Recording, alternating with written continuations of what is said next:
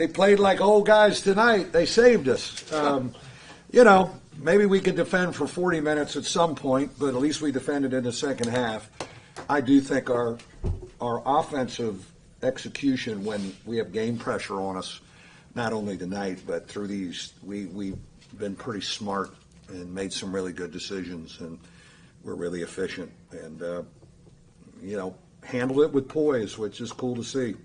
Did you think in Game 5 you could turn it to JJ and have him go for 23 on 10 of 11 from the floor? No. I mean, he really was good in practice and, yesterday, and we're talking to him about picking his – I thought his offensive decisions tonight, there were no bad shots. I thought every decision was a good decision. Then he tried to kick it a couple times, but with his physicality, turning the corner – and putting pressure, we want him to do it. But I thought we had, all 6 of them were within the framework tonight of our offense. And we talked about that, like not giving up on our ball reversal and got some really good stuff. But, again, great confidence builder for both those young guys.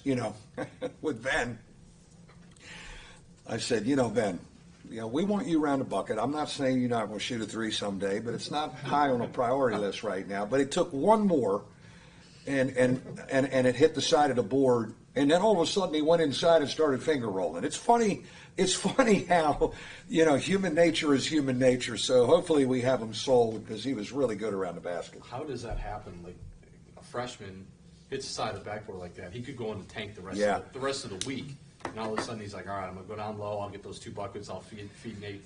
Like, he was really good after that shot. He was really good. And, you don't yell at him. You kind of teach him and you tell him, like, man, that's what we talked about. Get back in there.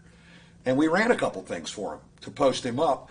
And I go to our old guys, too. Like, our old guys are like, Ben, get in there. Just get back in there. And they've been good. So, those 2 guys tonight they look like upperclassmen with the poise they had, how they played. Okay, how'd you change things defensively? I challenged them a little bit at halftime. I said, fellas, come on, man. I'm tired of answering, us. And we did a few things adjustment-wise. We actually doubled the big fella, and the one time we did with the 2 bigs, we got something out of it. You got to move Cormac around on anybody who's starting an uptick.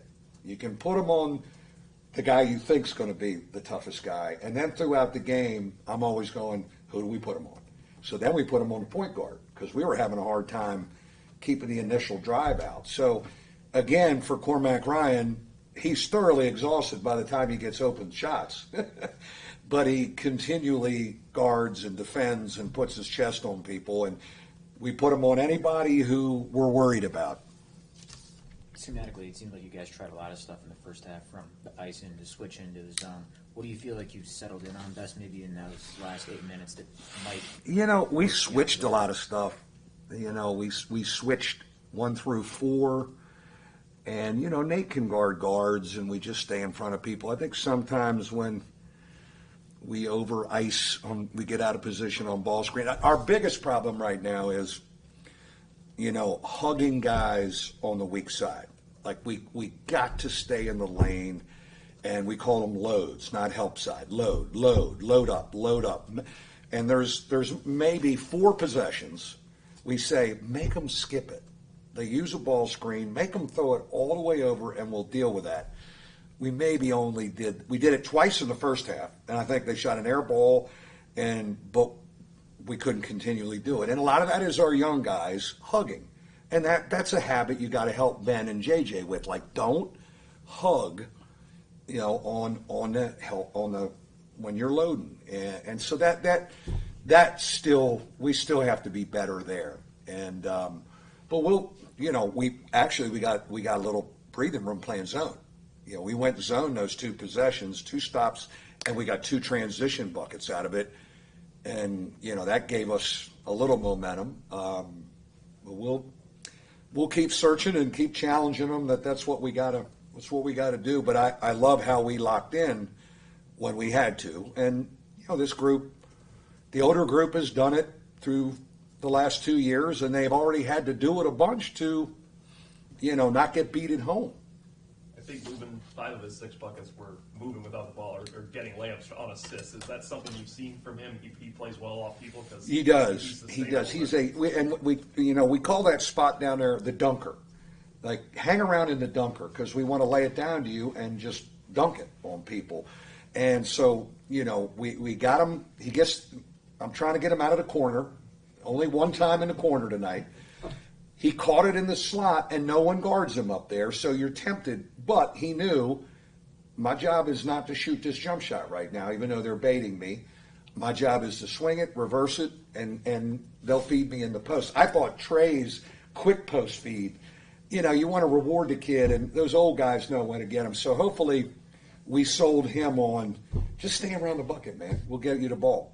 I know you were happy with how your team showed resiliency in some of your come-from-behind wins, but how good does it feel that, kind of have a close game and then just pull away over the last? Yeah, that was kind of, we were down 2, and then it was, all right, here we go. And we lock in defensively, but again, just as impressive, maybe more impressive, but I don't want to reward them and tell them that, was how efficient we were offensively. I mean, we got a great shot every time or got fouled. We just really moved it, made reads, and, it's one of those, we've been in this game a lot of times, like, well, we better keep scoring because they're scoring.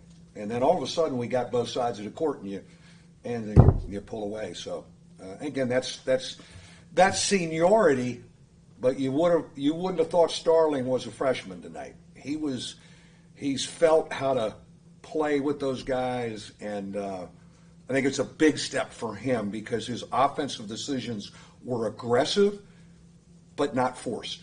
To get these 5, how much more of a free mind does that give you going on the road? Like, all right, let's go try this thing away from home and see what we can do. No question. I mean, I think to